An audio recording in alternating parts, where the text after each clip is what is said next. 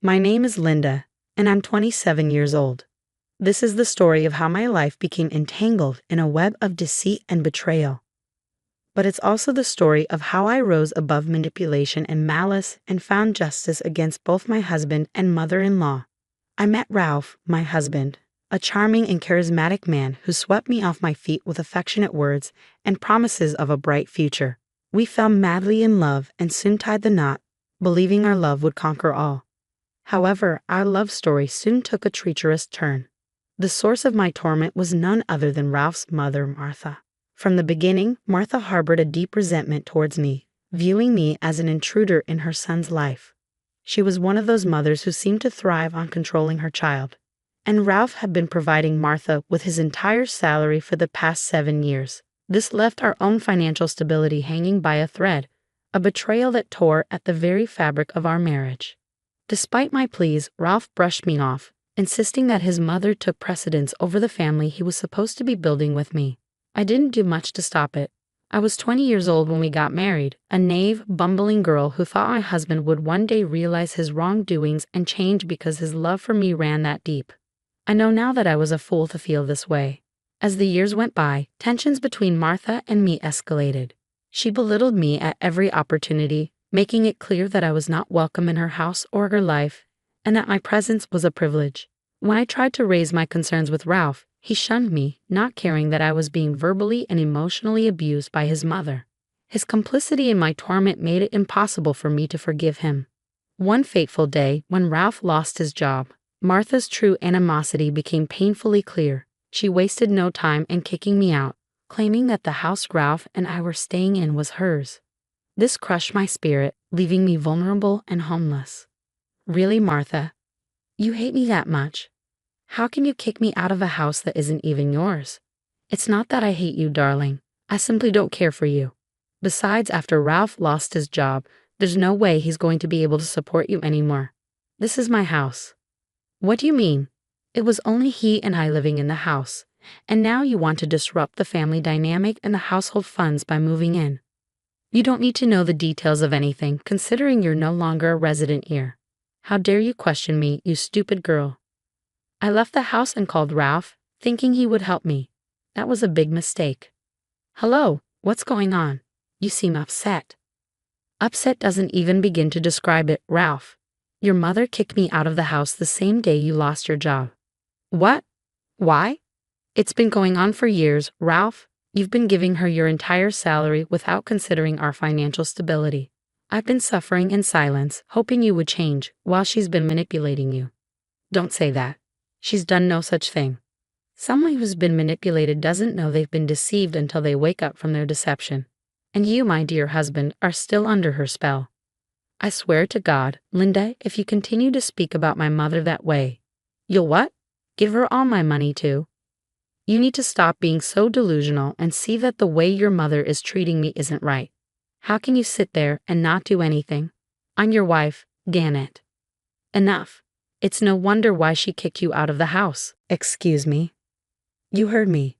I won't stand for you disrespecting her and me this way. Now, pack up all your crap and get out of my mother's house right this instant.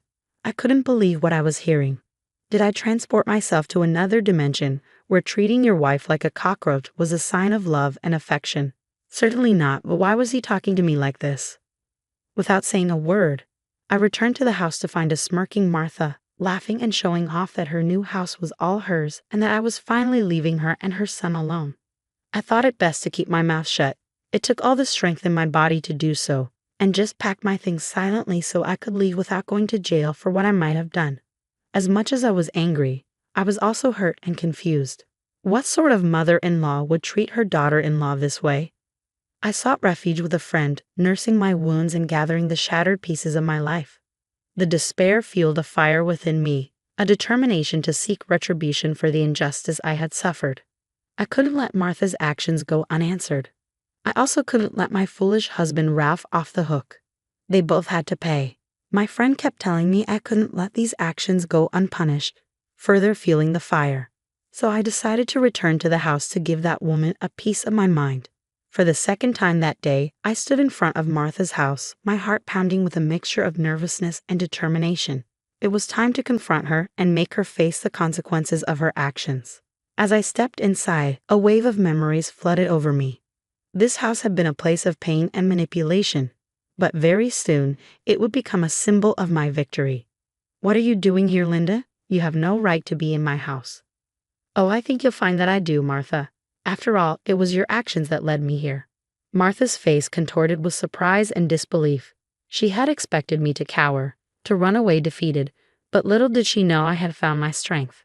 "You think you can just waltz in here and take what you want? You're nothing but a leech, Polly." "No, Martha, I'm no longer the timid woman you could manipulate. I've grown stronger, and I've had enough of your games. You used my husband's salary to build this house, and now it's time for me to take control. You're delusional if you think you can outsmart me. I've been manipulating people my entire life." "Manipulation may be your specialty, Martha, but today the tables have turned. You underestimated me just as you underestimated the power of a woman who has been pushed to her limit." As we engaged in a battle of words, the tension in the room grew palpable. This wasn't just a confrontation between two individuals, it was a clash of wills, a fight for justice. "You may have won this battle, Polly, but the war isn't over. I'll make sure you regret this." "We'll see about that, Martha. I've spent years living under your shadow, enduring your abuse, but today I'm reclaiming my life, my happiness, and my freedom. Your reign is over. Have the day you think you deserve." With those final words, I turned away from Martha, leaving her stunned and defeated. As I walked out of the house, a sense of triumph filled my heart. It was a small victory, but it was a step towards a future free from manipulation and pain. The road ahead would still be challenging, but I was no longer afraid. I had confronted my tormentor, and in doing so, I found my strength. I believe in the power of karma, and boy, oh boy, did I find something that I could use to my advantage. As I was leaving the property, I saw a couple of contractors hammering in a big red sign that said auction on my mother-in-law's front porch. Was she auctioning off the place so soon? But why? This obviously piqued my curiosity, and considering what I knew about her shady business deals, her auctioning off the house might have been part of her ploy all along. What if she was trying to cover her tracks by selling the house? I returned to my friend and revealed the new information. She too thought that everything was just a bit too shady. But I was lucky to find her doing this because that was when I thought of the perfect revenge. I did some more research to confirm if Martha was indeed auctioning off the house, and it was true. She was holding an auction for it, and it was happening the very next day. This made my suspicions grow more and more. I knew that I had to sabotage it somehow and get to the bottom of whatever shady practice was going on. The next day, I stumbled upon an auction notice for Martha's house. It was a stroke of fate, an opportunity to turn the tables and regain control over my destiny. With a newfound sense of purpose, I meticulously planned my revenge. I studied the housing market, calculated the maximum bid I could afford, and prepared myself to confront Martha in the most unexpected way. Little did Martha know that I had risen from the ashes, transformed by the strength that adversity had bestowed upon me. I walked into the auction room, my heart pounding with a mixture of nervousness and determination. But of course, I was stopped by the people who had made my life a living hell for the past 7 years. "Oh, for the love of, what are you doing here? You're obsessed with this, aren't you? I told you not to be here. I'm still very upset with you." "Yeah, well, the feeling is mutual, believe me. I'm here for the auction." They both gasped in unison. "Yep, I have every right to be here just like everyone else. So if you don't like it, then you can take it up with the police after I file a report for harassment." "Huh, you think that you can buy this house? You must be out of your mind, sweetie. Should I kick her out? Meh. Don't bother. She's just embarrassing herself by being here anyway. It's not like she can afford this place." "We'll see about that." We both stormed off to our designated locations, and Martha was glaring at me. I kept my composure though, trying my best to fit in with the crowd. As the bidding began, I locked eyes with Martha, a glimmer of defiance and triumph shining in my gaze. The atmosphere in the auction hall was charged with anticipation. Bidders eagerly gathered, their eyes fixed on the stage where the prize house would soon be up for grabs. I stood there, my heart pounding with a mix of nerves and determination. "Ladies and gentlemen, we have an exquisite property on the market today. Up for auction is a beautiful mid-century modern house with a rich history. Let the bidding begin." As the bidding commenced, I played my cards strategically. Knowing Martha's shady financial past, I had discreetly leaked information about her alleged embezzlement, casting a shadow over the property's reputation. Potential buyers hesitated, unsure of the risk involved. It was my chance to strike. We have a bid of $200,000. Do we have any higher bids? Crickets. No one raised their paddle. What is happening? Why aren't people bidding higher? This is my house. Looks like your secrets have a way of catching up to you, Martha. No one wants to buy this house at a higher price because of the shadiness behind it all. Martha's face turned red with fury as the realization dawned on her. Just as she had tried to control our lives for years, I could see the panic in her eyes. A glimpse of vulnerability that had been hidden beneath her incessant manipulations. Linda, we need to talk. This isn't right. Save your apologies, Ralph. It's too late for that. You had 7 years to stand up for me, to prioritize our happiness. Now it's time for me to take charge of my own life. You conniving little. Save your insults, Martha. Your reign of control ends here. This house will be a symbol of my victory, a reminder that I will no longer be silenced or cast aside. I put up my paddle, and the auctioneer said, "Do I hear $300,000, folks? No one? Okay, $200,000 going once, twice, and it's sold." And just like that, a house worth well over $1 million was sold for $200,000, and it was all mine. I couldn't believe it. People began to make their way to the exit, unimpressed with the way things turned out, considering the news of the alleged embezzlement that had reached their ears shortly before the bidding. Martha's face twisted with anger and disbelief. She lashed out, desperate to regain control over the situation. "You think you've won, Linda? This house means nothing. You'll never be able to afford its upkeep and taxes. You'll regret this." "Oh, Martha, don't worry about me. I have plans in place, and this house will be a stepping stone to a better future. As for regrets, well, they belong to those who've lost everything, just like you." With those final words, I turned my back on Martha, leaving her seething with rage. She was screaming and crying as Ralph tried to console her. But they just looked like a whole mess. The victory was mine, and it tasted sweeter than I could have imagined. As I walked away from the confrontation, a sense of liberation washed over me. I had reclaimed my power, broken free from the chains of manipulation. Ralph tried to approach me, his face filled with remorse and desperation. But I held my ground, refusing to be swayed by his empty promises. "It's over, Ralph. I won't be a pawn in this toxic game any longer.